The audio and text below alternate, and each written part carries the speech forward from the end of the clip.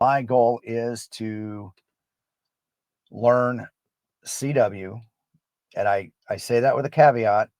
I am hearing impaired. I would think that it would be easier if I was either completely deaf or had no hearing problems, but I'm kind of somewhere in between. And some of the transitions between dits and das are where I'm having problems. And I understand um, the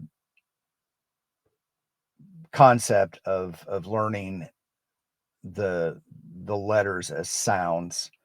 That all makes perfect sense to me. And not trying to count the dits and the das, but sometimes uh, that transition between a dit and a da may sound just like a da to me.